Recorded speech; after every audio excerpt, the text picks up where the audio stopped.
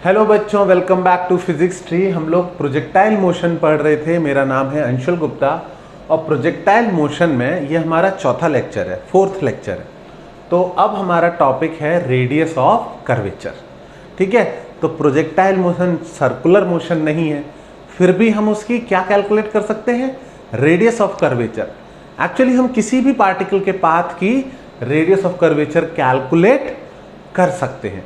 ठीक है, उसका एक जनरल फॉर्मूला भी होता है जो एक्चुअली नीट या मेंस लेवल तक भी नहीं पूछा जाता, एडवांस में भी। तो मैं एडवांस की जो क्लासेस लूंगा उसमें बताऊंगा।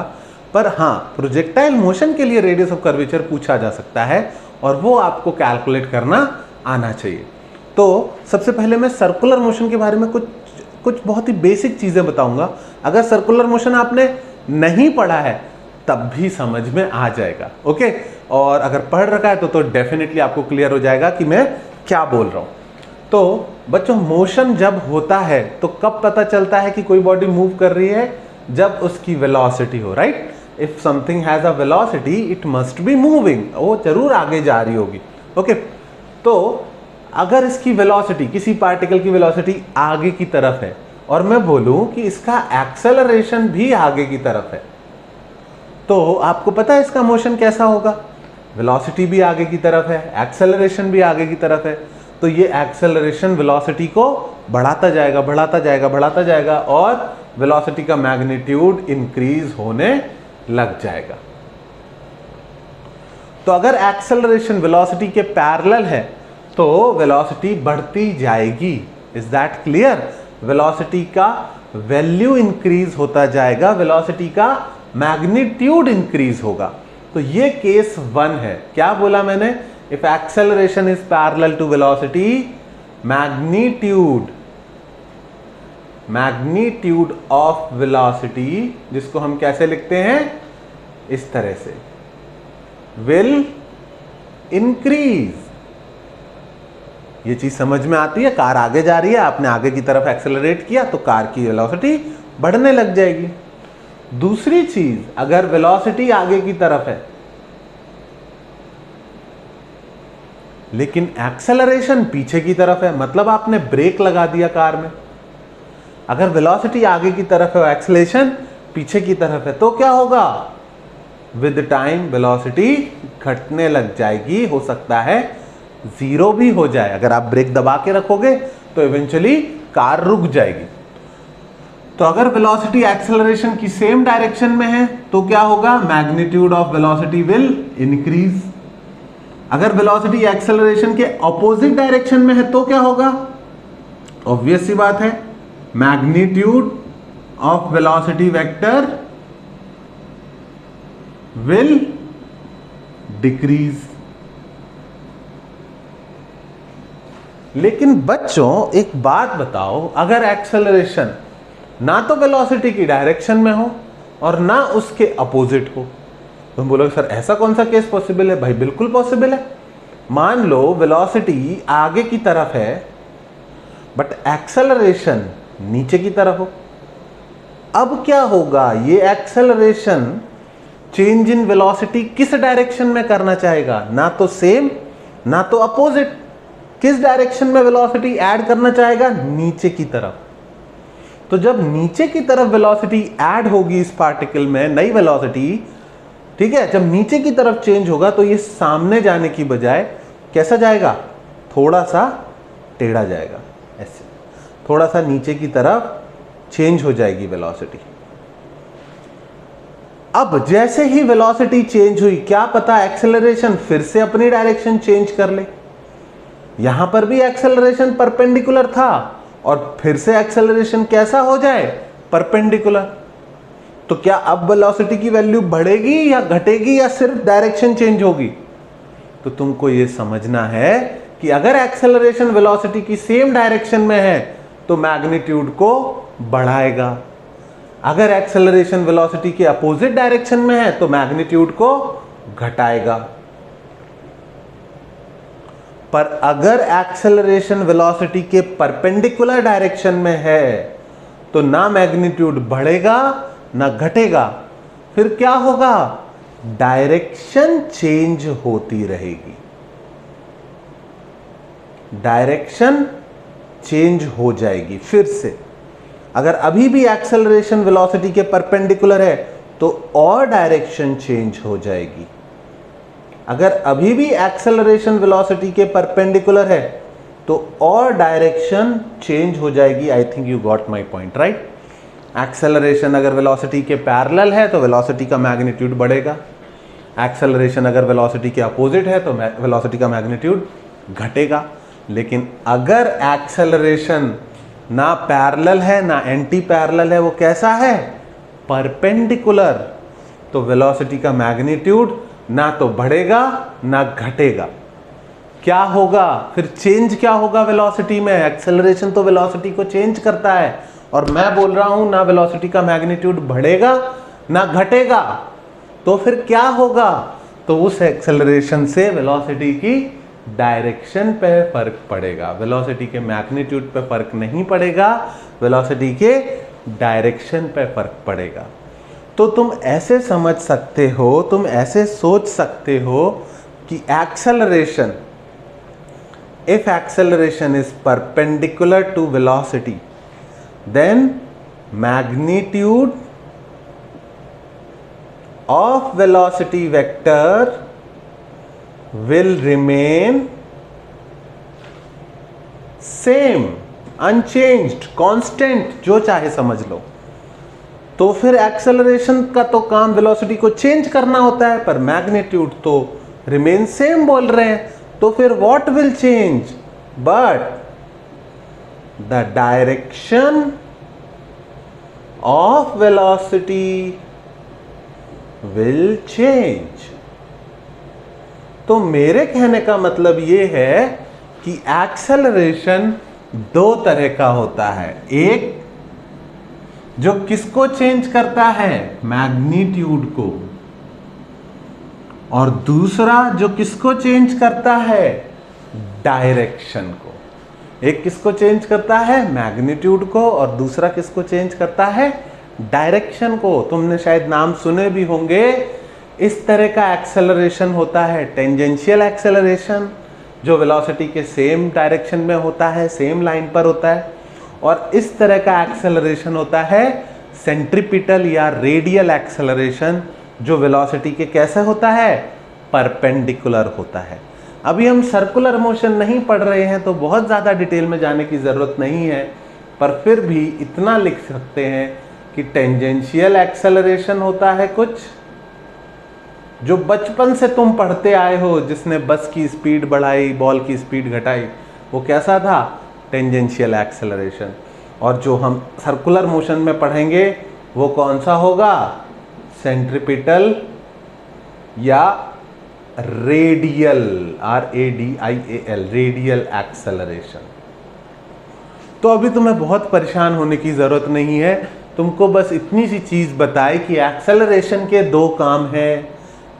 मतलब एक्सेलरेशन का एक्चुअल में एक ही काम है कि वेलोसिटी को चेंज करता है एक्सेलरेशन, पर उसमें भी हमने दो हिस्से कर दिए।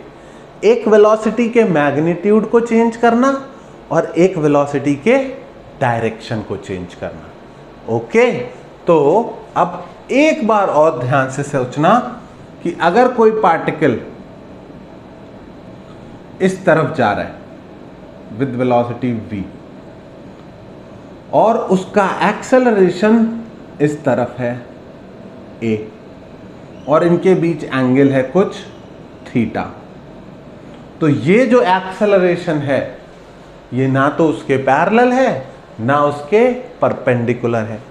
तो हम क्या करेंगे, हम इस एक्सेलरेशन वेक्टर के दो हिस्से कर सकते हैं, ठीक है। और अच्छा समझाने के लिए ना मैं वेलोसिटी को एक्स एक्सिस पे ले रहा हूँ। एक पार्टिकल सामने की तरफ जा रहा है, लेकिन उस पर जो फोर्स लग रहा है वो इस डायरेक्शन में लग रहा है, उसी तरफ उसका एक्सेलरेशन है, ठीक है। तो एक्सेलरेशन इस तरफ है, वेलोसिटी उस तरफ है।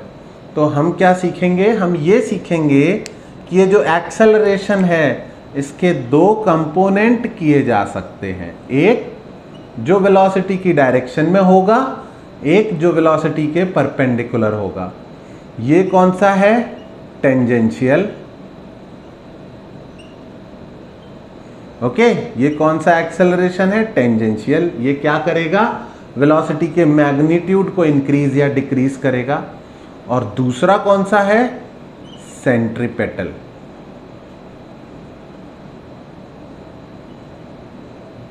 Centripetal acceleration. ये किसको चेंज करेगा? डायरेक्शन को चेंज करेगा। इसका क्या काम है? टू चेंज मैग्नीट्यूड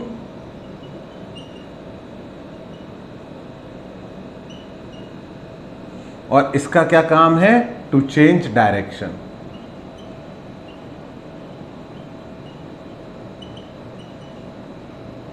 ओके, और हमें आज बच्चों इसी की बात करनी है। किसकी?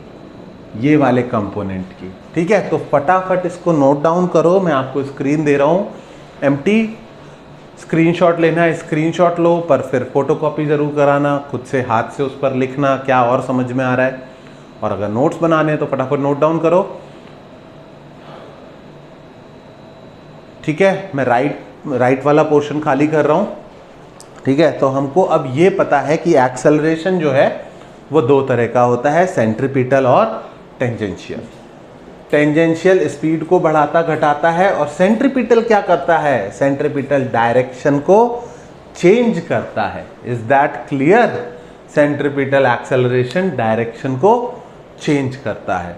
तो अगर किसी चीज की वेलोसिटी की डायरेक्शन चेंज हो रही है तो उसके पास कौन सा जरूर एक्सेलरेशन होगा? सेंट्रीपिटल एक्सेलरेशन जरूर होगा। अच्छा, एक चीज क्या सीखी हमने यहां पर? पहले हेडिंग डाल देता हूं, सेंट्रीपिटल एक्सेलरेशन।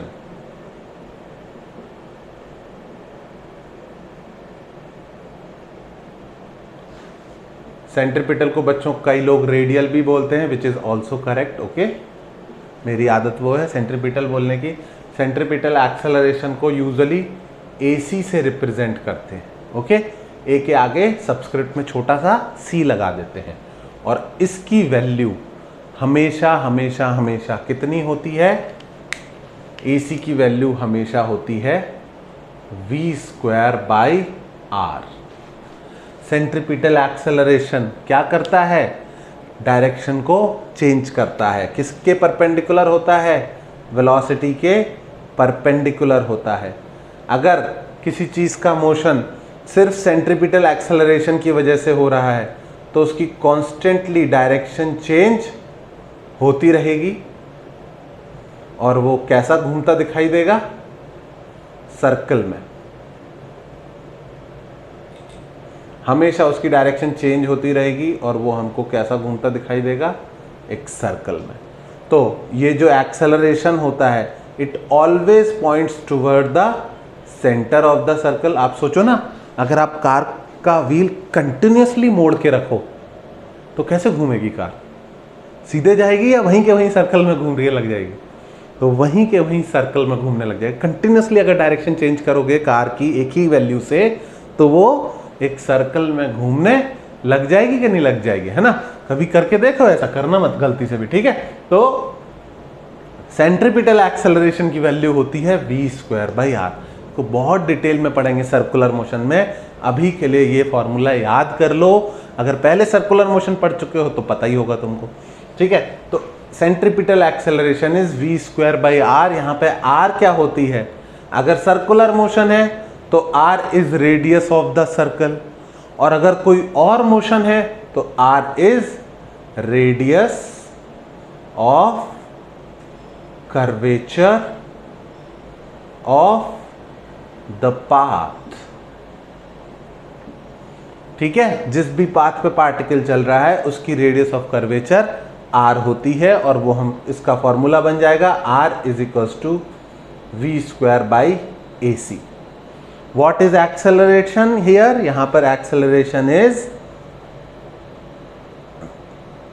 यहां पर AC is centripetal acceleration which is perpendicular component of acceleration. AC कैसे निकाल सकते हैं हम? अगर हमें ट्रू एक्सेलरेशन पता है तो उसका कौन सा कंपोनेंट? वेलोसिटी के परपेंडिकुलर वाला कंपोनेंट। Is that clear? इतना सा याद रख लो। कि AC की वैल्यू कितनी होती है, v²/r। इतना तुम याद रख लोगे तो प्रोजेक्टाइल के सारे क्वेश्चन में करा दूंगा। AC की वैल्यू होती है v²/r और r की वैल्यू हो गई v²/ac ऑफ कोर्स। ठीक है, AC कौन सा एक्सेलरेशन है, परपेंडिकुलर कंपोनेंट ऑफ एक्सेलरेशन। ठीक है, तो आई अंडरस्टैंड कि मैंने आपको एक चीज याद करने को बोली, बट बच्चों कभी कभी बड़ी जंग जीतने के लिए ना छोटे मोटे शॉर्टकट्स लेने पड़ सकते हैं। ठीक है, तो आप ऐसे सोचोगे कि जब तक मुझे सब कुछ बिल्कुल नहीं अच्छे से समझ में आ जाए तो मैं आगे नहीं बढ़ूंगा, तो कहीं ना कहीं आप क्वेश्चंस मिस करोगे। कभी कभी पीछे के टॉपिक्स में आगे के टॉपिक्स का यूसेज आ जाता है।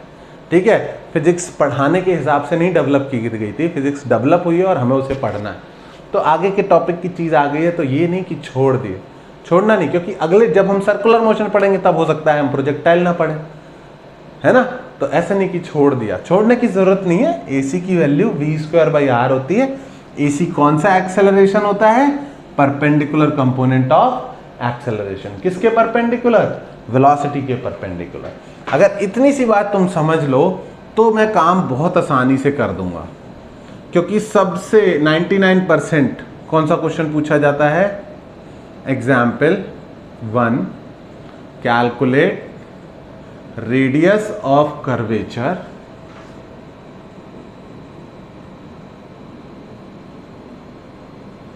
ऑफ अ प्रोजेक्टाइल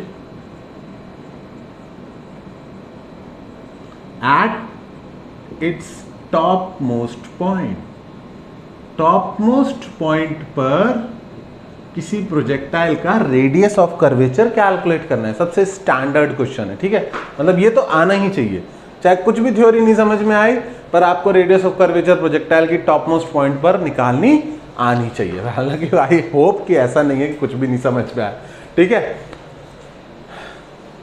ऐसा मत करना कि सर बोलते हैं रट लो, और नहीं भाई, रटने से काम नहीं चलेगा। बस वो टॉपिक हमने अभी पढ़ा नहीं है और मैं छोड़ना नहीं चाह रहा बाद के लिए।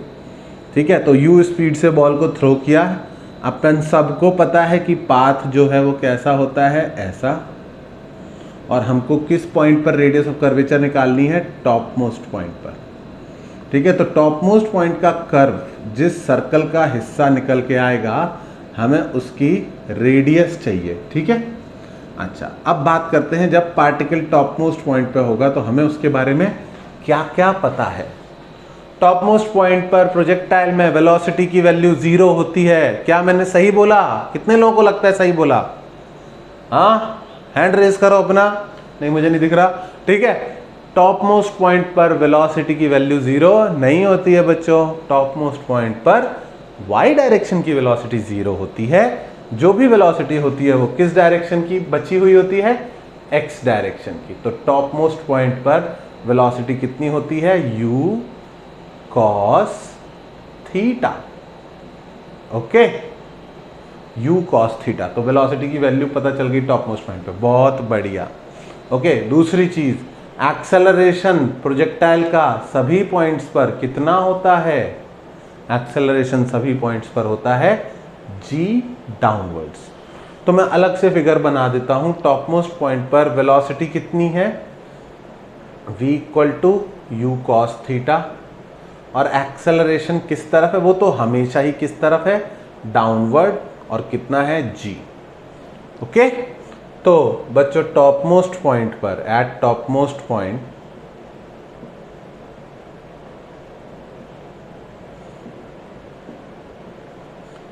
इस एक्सेलरेशन का कितना पार्ट वेलोसिटी के परपेंडिकुलर है? तो तुम बोलोगे सर हमें तो पूरा ही एक्सेलरेशन वेलोसिटी के क्या दिख रहा है, परपेंडिकुलर। तो ये जो एक्सेलरेशन है जिसकी वैल्यू g है, ये कौन सा कंपोनेंट है, ये कौन सा एक्सेलरेशन है, वेलोसिटी के परपेंडिकुलर वाला। तो अगर ये पूरा का पूरा एक्सेलरेशन वेलोसिटी के परपेंडिकुलर है तो क्या ये वेलोसिटी के मैग्नीट्यूड को बढ़ाएगा, घटाएगा, या डायरेक्शन को चेंज करेगा? तो तुम्हें बोलना चाहिए सर डायरेक्शन को चेंज करेगा। ठीक है, अगर ये डायरेक्शन को चेंज करेगा बच्चों, तो क्या हम इसको सेंट्रीपिटल एक्सेलरेशन मान सकते हैं थोड़ी देर के लिए?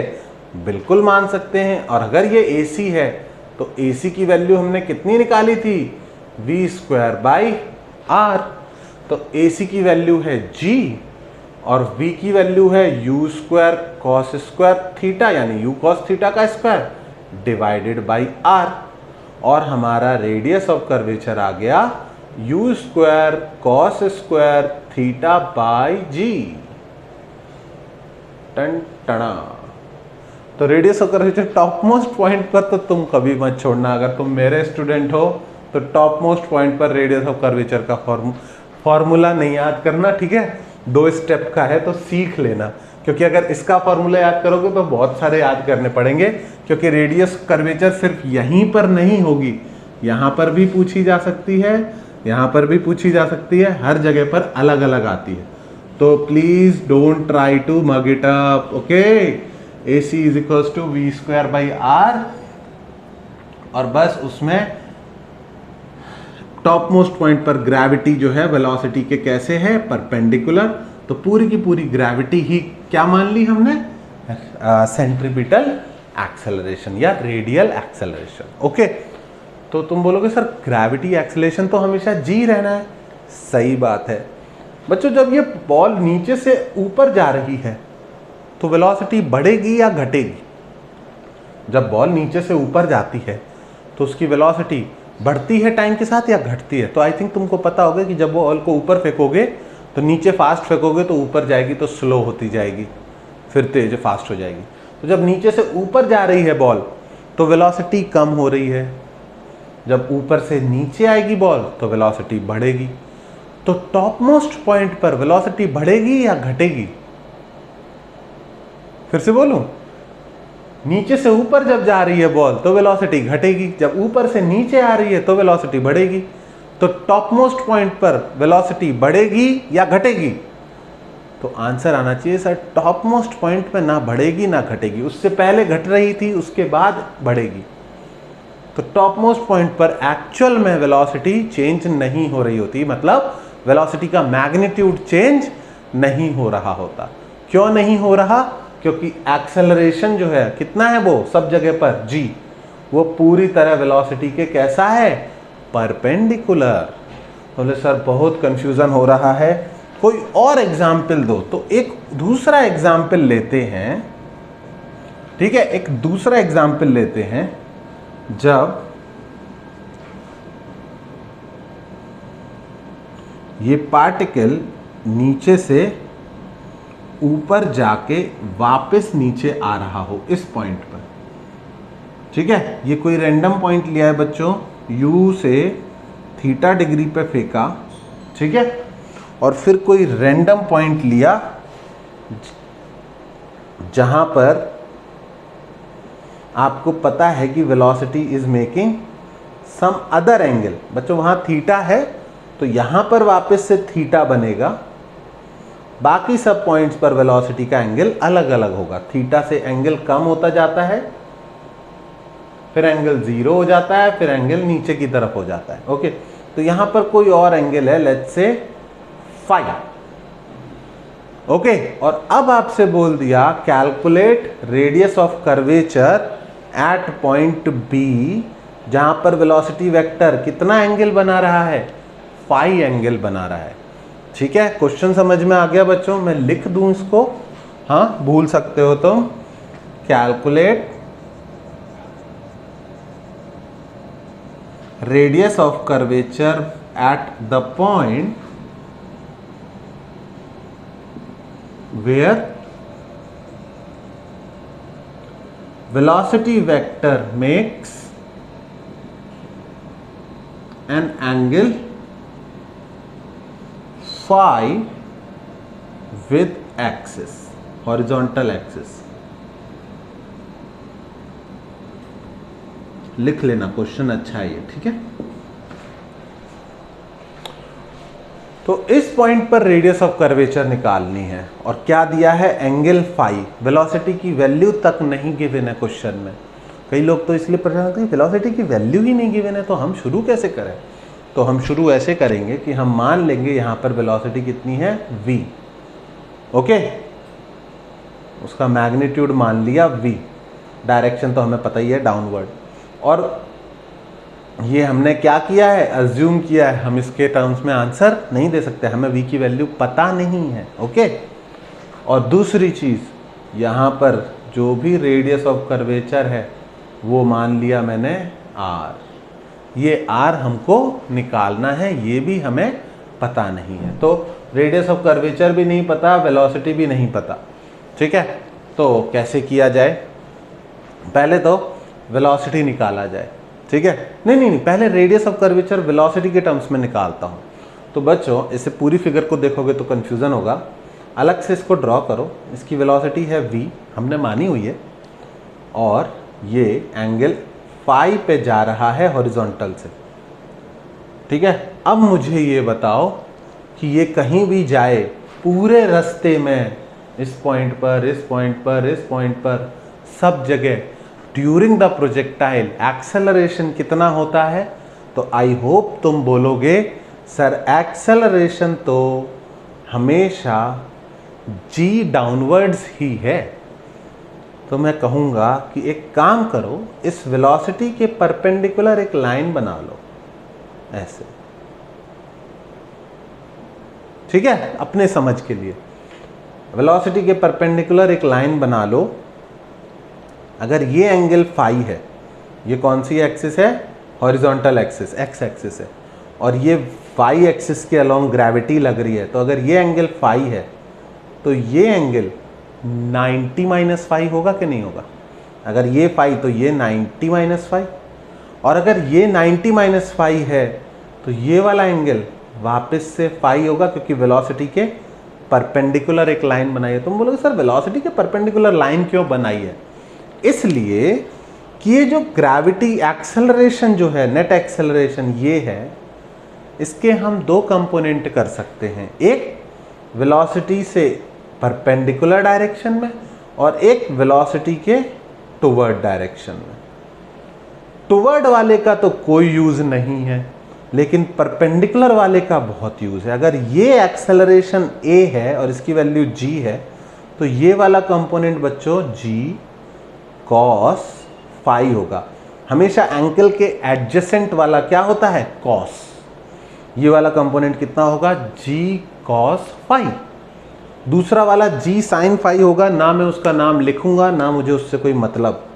मुझे कौन सा कंपोनेंट चाहिए था? मुझे चाहिए था वेलोसिटी के, मुझे चाहिए था वेलोसिटी के परपेंडिकुलर वाला कंपोनेंट। वेलोसिटी के परपेंडिकुलर वाला कंपोनेंट कितना आ गया? g cos phi.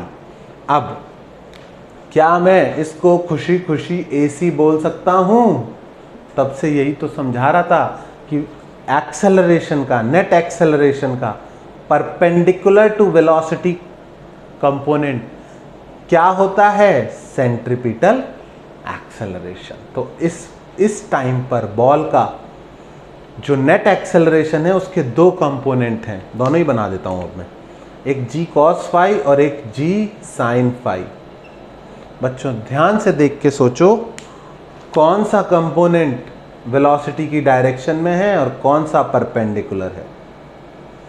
जो वेलोसिटी की डायरेक्शन में है वो उसकी वैल्यू को इंक्रीज करेगा, और जो वेलोसिटी के परपेंडिकुलर है वो उसकी डायरेक्शन को चेंज करेगा। तो AC is equals to v square by r में हम AC की वैल्यू कितनी पुट करेंगे? g cos phi is equals to v square by r, और हमारे r की वैल्यू आ गई v square upon g cos phi. Actual में कई केसेस में यही फाइनल आंसर होगा। अगर क्वेश्चन में ये v और फाई दोनों गिवन है तो यही हमारा फाइनल आंसर होगा। तो देख लेना, कई बार यही फाइनल आंसर होता है, वेलोसिटी गिवन होती है। और अगर वेलोसिटी नहीं गिवन है तो वेलोसिटी निकालने का एक बहुत ही आसान तरीका मैं तुम्हें बताऊंगा। क्या है वो आसान तरीका? यहाँ पर इनिशियल वेलोसिटी के अगर दो कंपोनेंट करता तो आगे की तरफ कितना आता? u cos थीटा, ऊपर की तरफ u sin थीटा। इस पॉइंट पर अगर वेलोसिटी इधर की v मानी है तो इसका हॉरिजॉन्टल कंपोनेंट कितना आएगा? v cos फाई, और नीचे की तरफ v sin फाई। लेकिन हमें क्या पता है कि x कंपोनेंट तो कभी चेंज ही नहीं होता, तो ये दोनों क्या होने चाहिए, इक्वल। वेलोसिटी चेंज होती है, एंगल चेंज होता है, लेकिन x component of velocity in a projectile motion, x component of velocity remains unchange. तो लास्ट स्टेप, ठीक है, कैलकुलेटिंग वेलोसिटी। वेलोसिटी कैलकुलेट करने के लिए क्या करना पड़ेगा, वेलोसिटी का x कंपोनेंट और इनिशियल वेलोसिटी का x कंपोनेंट इक्वेट करने पड़ेंगे, यानी v cos phi बराबर u cos थीटा। तो v की वैल्यू कितनी आ गई, u cos theta divided by cos phi। हाँ, मेरा इतना सुंदर सा आंसर अब काफ़ी गंदा दिखने लग जाएगा, लेकिन कोई बात नहीं, यही है। u square cos square theta upon g cos cube phi बन जाएगा बच्चों। एक cos फाई ऑलरेडी था और स्क्वायर यहाँ से आ जाएगा जब स्क्वायर करके पुट करेंगे। तो अब ये आंसर सुंदर नहीं है, लेकिन कोई बात नहीं, सुंदरता को ज़्यादा वैल्यू नहीं देंगे हम, ठीक है। अब तुम्हें रेडियस ऑफ कर्वेचर ना सिर्फ टॉप मोस्ट पॉइंट पे बल्कि किसी रैंडम पॉइंट पर भी कैलकुलेट करनी आती है। बेस्ट पार्ट इज बहुत ज़्यादा रैंडम पॉइंट्स पे नहीं पूछते हैं, या तो स्टार्टिंग पॉइंट पे पूछेंगे या मिड पॉइंट पर या कहीं बीच में 45 डिग्री या ऐसा कुछ। तो मैं एक क्वेश्चन सॉल्व कराता हूँ, पहले इन दोनों को फटाफट नोट डाउन करो आप।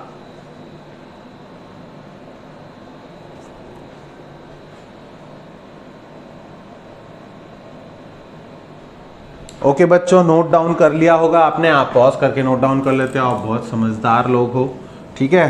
तो समझदार हो इसलिए अब आप क्वेश्चन सॉल्व करके दिखाओगे, ठीक है। एकदम ईमानदारी से वीडियो को पॉज करोगे और क्वेश्चन सॉल्व करोगे, ओके।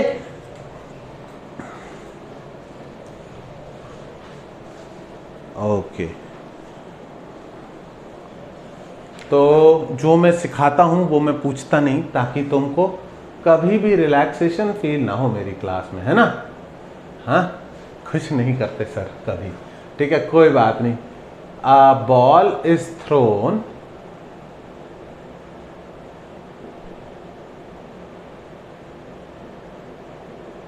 विद स्पीड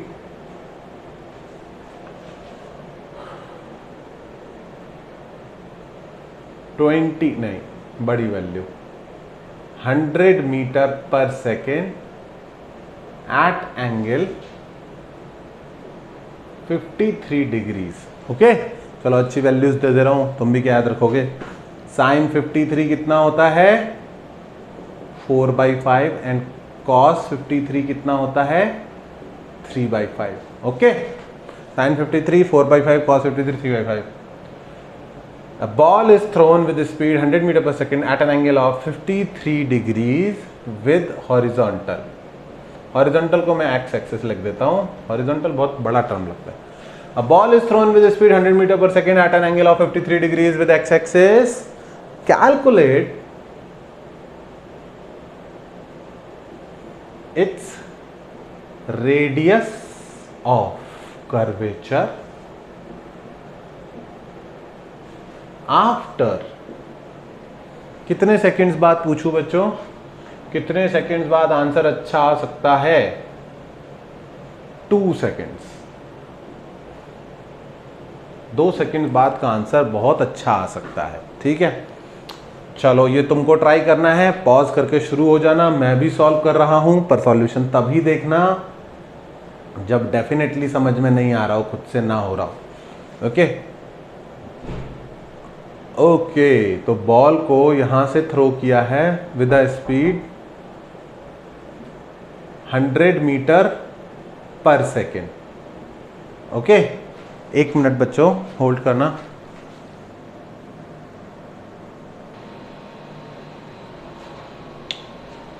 ओके बच्चों, हम क्वेश्चन सॉल्व कर रहे थे कि 100 मीटर पर सेकेंड से फेंका है बॉल को, ठीक है। आई होप तुम सब ने ईमानदारी से खुद से ट्राई किया है क्वेश्चन, ठीक है। मुझे पता नहीं चलेगा कभी भी, लेकिन ट्राई ज़रूर करना, कितना भी टफ हो ट्राई ज़रूर करना, ठीक है। u cos theta 100 cos 53 degrees कितना हुआ 100 cos 53 कितना होता है 3/5। तो आगे की तरफ वेलोसिटी है 60 मीटर पर सेकेंड ओके, और ऊपर की तरफ वेलोसिटी है u sin थीटा। जब 4/5 पुट करोगे तो आएगा 80 मीटर पर सेकेंड। बच्चों इसे लिखने के बाद पेन ना चलाना पड़े तो ही अच्छा है वेलोसिटी निकालने में। ग्रेविटी ग्रेविटी ग्रेविटी क्या समझाया था, एक्सेलरेशन ड्यू टू ग्रेविटी होता है -10 मीटर पर सेकेंड, और वो कौन सी वेलोसिटी को चेंज करता है, एक्स वाले को या वाई वाले को, तो बोला था वाई वाले को। नीचे की तरफ होता है acceleration due to gravity, g downwards -10 metre per second j cap. तो हम वापस से वहीं आ गए जो पहली क्लास में सिखाया था। 1 सेकेंड बाद वाई डायरेक्शन की वेलोसिटी कितनी होगी 70 मीटर पर सेकेंड, 2 सेकेंड बाद कितनी होगी 60 मीटर पर सेकेंड। बॉल लगभग कहाँ पर होगी, यहाँ पर। आगे की वेलोसिटी कितनी होगी, वो तो कभी चेंज ही नहीं होती, तो कितनी होगी 60 मीटर पर सेकेंड। ऊपर की वेलोसिटी 2 सेकेंड में कितना कम हो जाएगी 10 और 10, तो ऊपर की वेलोसिटी भी 60 मीटर पर सेकेंड। दोनों वेलोसिटी के कंपोनेंट बराबर होंगे। तो कॉमन सेंस क्या तुमको बता देता है कि वेलोसिटी कितने एंगल पर होगी। अगर ये और ये बराबर हैं तो वेलोसिटी कितने एंगल पर आएगी 45 डिग्री। अगर नहीं पता तो इसको फाई मान लो, और tan फाई की वैल्यू कितना पुट करोगे, vertical component upon horizontal component, perpendicular upon base. कहाँ है परपेंडिकुलर, ये है परपेंडिकुलर, ये है बेस। ओके, यहाँ शिफ्ट कर दिया परपेंडिकुलर को, बन गया तुम्हारा फाई। ओके, tan फाई कितना होता है परपेंडिकुलर अपॉन बेस। परपेंडिकुलर क्या होता है वर्टिकल कंपोनेंट, बेस क्या होता है हॉरिजॉन्टल कंपोनेंट। जैसे चाहो समझ लो, इस केस में दोनों बराबर हैं। फाई कितना आ गया 45 डिग्रीज। ओके, ये पार्ट सीखना is far more important than पूरा प्रोजेक्टाइल सीखने से। ये पार्ट सीखना, मैथ सीखना, जिससे ये चीज़ सॉल्व हुई। क्योंकि इससे सिर्फ यही चैप्टर में सॉल्व नहीं होगा, कितने ही चैप्टर्स में वेलोसिटी निकालनी पड़ेगी, और उन सब में हमको एंगल निकालने में क्या होना चाहिए, कॉन्फिडेंस होना चाहिए। ओके, तो tan फाई की वैल्यू निकाल के फाई की वैल्यू 45 डिग्री लिख दी। अब नेक्स्ट पार्ट हमको क्या क्या मिल गया बच्चों, मैं इसको हटा रहा हूँ। अगर नोट डाउन करना है तो पॉज करके नोट डाउन कर लो, मुझे यहीं पे सॉल्व करना था क्वेश्चन। ठीक है, इसको हटा रहा हूँ, इसको तुम नोट में लिख सकते हो, हटा सकते हो, इधर उधर छोड़ सकते हो, आता है तो बहुत अच्छी बात है। तो अब मैं उसकी फिगर बना रहा हूँ। मेरे को पता है फाई एंगल कितना है 45 डिग्री। मेरे को आगे की तरफ वेलोसिटी पता है कितनी है 60, मेरे को ऊपर की तरफ वेलोसिटी पता है कितनी है 60। तो नेट वेलोसिटी कितनी आएगी √60 square plus 60 square, that will be 60√2। Okay, net velocity पता है, एंगल पता है। इसके बाद क्या करना है, इसके बाद बनाना है एक्सेलरेशन। एक्सेलरेशन कितना है हमेशा g, किस तरफ, नीचे की तरफ।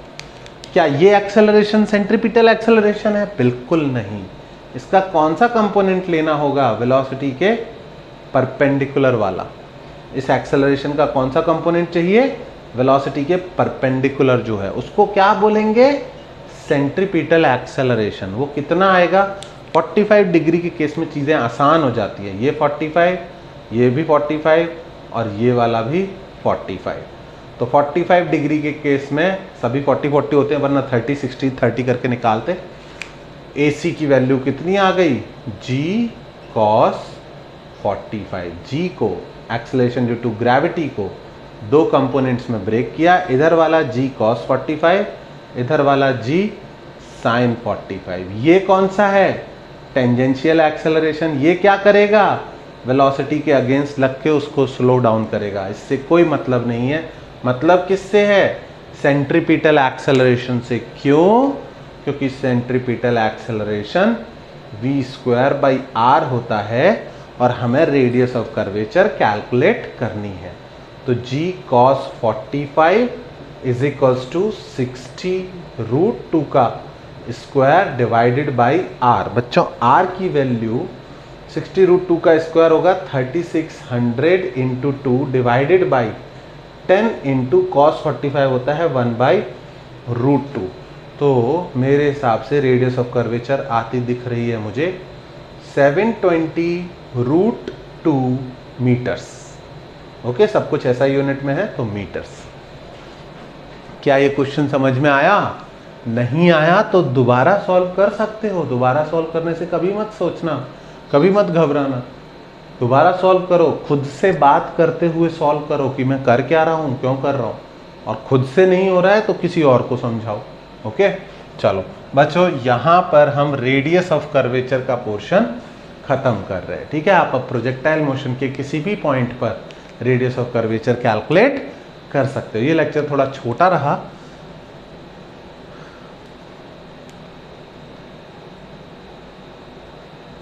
नेक्स्ट लेक्चर में हम लोग projectile motion on incline plane पढ़ेंगे।